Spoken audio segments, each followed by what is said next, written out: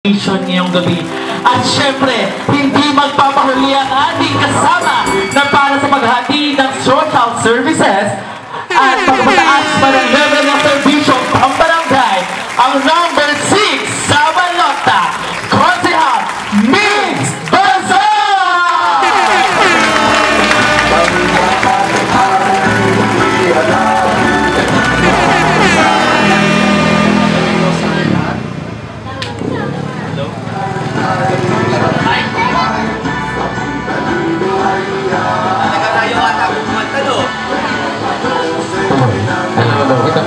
Magandang gabi po sa ating lahat at sa mga nandyan sa loob ng bahay na nakikinig po, magandang gabi po. Ano po, sa mga aking kaibigan na mga kapitan na nandito, yun nga po nabanggit ata po ng ating MC na si Kapitan Aga Bustan, si Kapitan Amboy Rontilla at si Kapitan Bernadette Ansay. Magandang gabi po sa ating lahat. Ay, yan naman po. Bago po ako pakilala po, ako po pala ay si Mike Bazar, kilalang Migs Bazar ng Barangay Samin. Kasi kulukuyan po kapitan for 7 years na, 2 terms. Eh ngayon po, nung ako'y nagpapakilala dito sa bayan, ay ako'y parating nahuhuli dahil ako ay todo pakilala sa aking sarili. Na ako po ay lihintimo talaga po ako, hindi lukbanin. Ako ay taga-Albay. Nakapangasawa po ako lukbanin. Ano po? For 17 years po ay, yun nga, ang asawa ko po, si Ayn Villa Sr. ay yan po ang asawa ko, kaisa-isa, 17 years na kami. At 17 years na rin ako dito naninirahan at 17 years na rin ako sinasakal sa pagmamahal. Ano po? Kaya, ayun nga po ay regarding naman sa experience natin sa paglilingkod ng bayan, kasi first time ko talagang pumunta dito, ay ako po ay ordinaryong tao lamang. Ano po, namulat lang ng dahil nakapangasawa ko na ang ano po, ano na ay kultura na napuntahan ko ay nasa politiko na po, yung Bonbon Villasero po. Baka may nakilala pa rin, ay yun po ang malugan ko nga, ay ano po, yung tiyanan ko, ay ayun, doon po ako na-mold para maging public servant. Ano po, awa ng Diyos, tumakbo naman pa ako bilang kapitan ng Barangay Samin at nanalo at naglingkod nga po ng 7 years. Ano po, yung sa akin naman po ay, sa akin naman, ang gagawin ko naman po, kung ako ay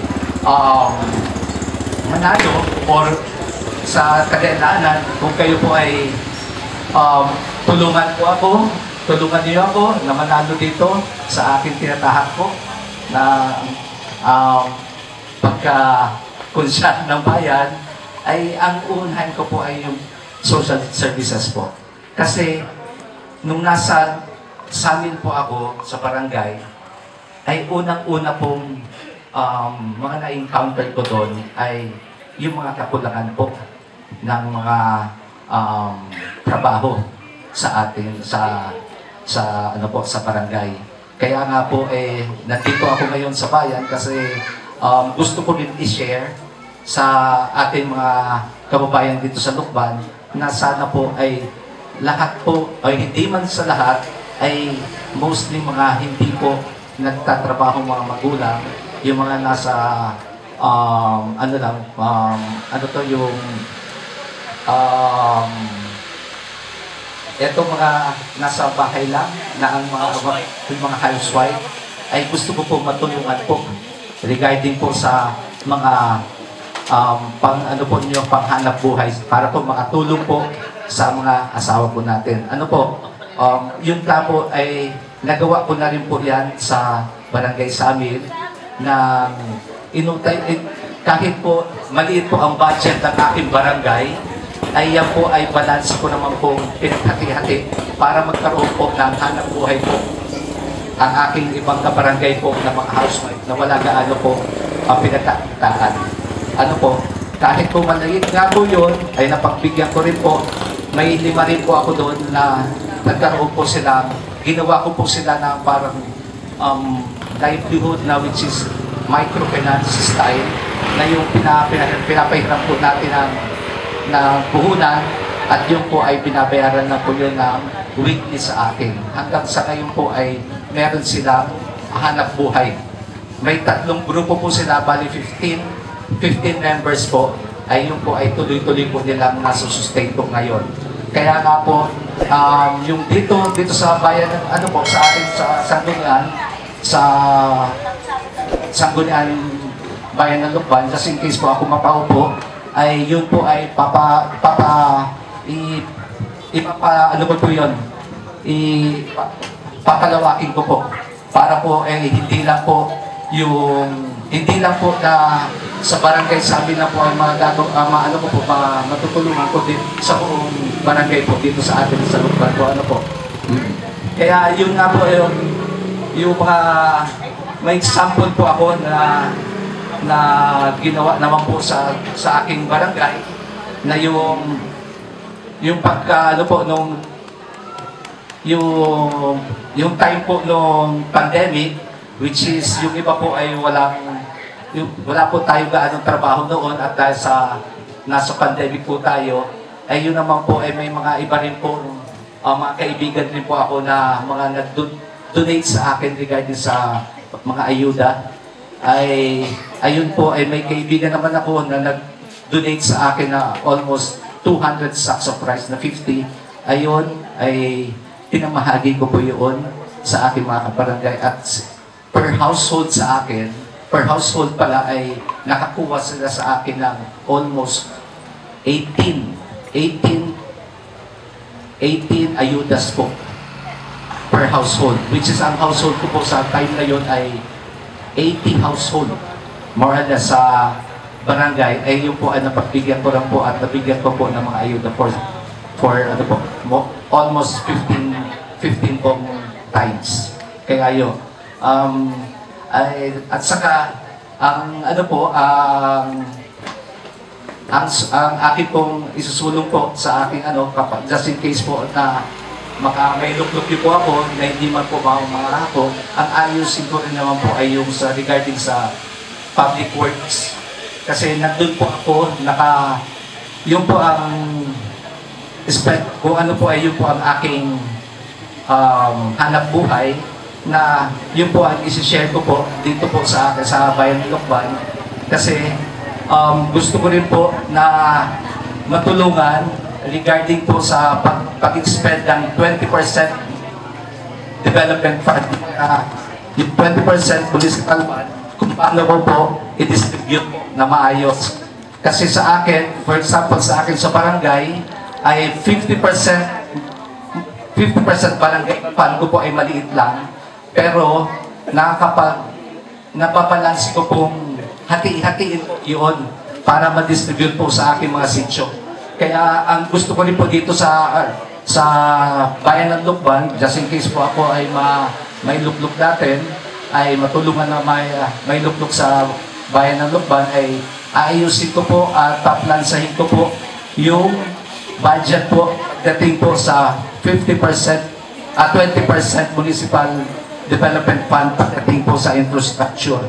Kasi sa experience ko po ngayon ay yung 20% po na nangyayari ngayon ay may kasi po yan. Bale, meron pa sila mga 20% na lilalabas po para yung mga SOP kong sinasabi, which is yan po ang gusto ko pong maiwasan, kasi based on my experience na ako ay contractor, ay napakabigat po kapag kapag i-implement ko isang project na kakaltasan mo pa po ng 20% para sa SOP, para sa isang politiko.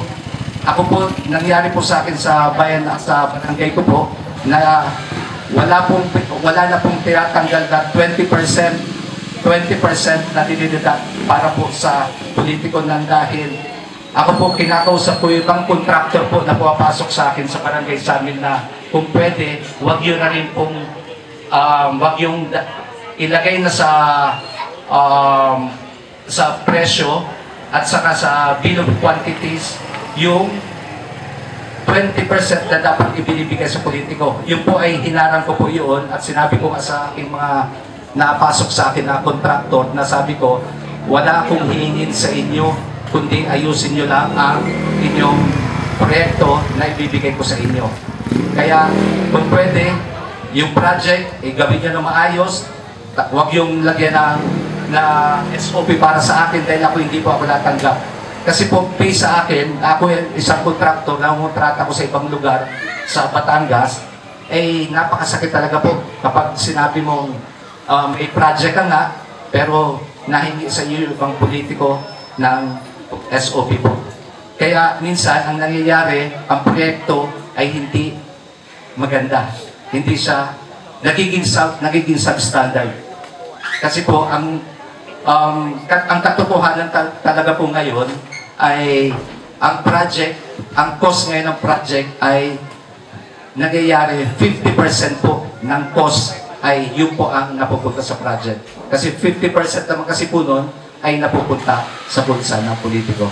Kaya dito naman sa atin sa Lukban, kung ako po ay matulungan nyo na may lukluk dito sa atin sa Bayan Lukban, ay yun po ang iiwasan ko po dahil kahit ba po hindi sa akin ibigay yung yung sa public works po ay pipilitin ko po dahil gusto ko po yan ay gusto ko mahawakan na para po proyekto na mapupunta sa Bayan ng Lukban ay hindi po siya mababoy. Kaya yun lang po ay yun pang gusto ko lang na kung pwede ay kaya nga po kapag nakapasok ako gusto ko rin although mahirap na ipapasa yung anti-corruption bill pero gusto ko po yan isulong po kasi yan talaga po ang cause po ng kapag po magkaroon tayo ng anti-corruption bill ay yan po malilimitahan po na lahat na po mga proyekto na nandito sa atin sa Lukban ay maiiwasan po natin na malalagyan ng mga SOP po na 20%.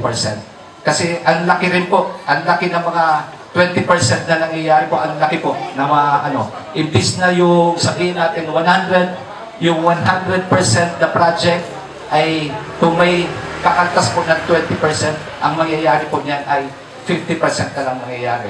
Kaya kung ako po ay nandyan ay iyan po isusulong ko na kailangan mabantayan po kasi napakalaki po ng sabihin mo ang kakalsadahin mo ay 100 meters ay mangyayari ay 50 meters na lang. Tapos hindi pa maganda ang mga substandard pa ang materyales na gagamitin. Yung semento na gagamitin ay 50, mangyayari sa isang mixer, ang mangyayari ay ginagawa din ng 40. Na dahil nga po ay may cut na kasi po ng 20%. Kaya po ganun po mangyayari. Kaya yun na po at sa akin ay maraming salamat po muli at ako po si Migs Bazar po. Thank you. Maraming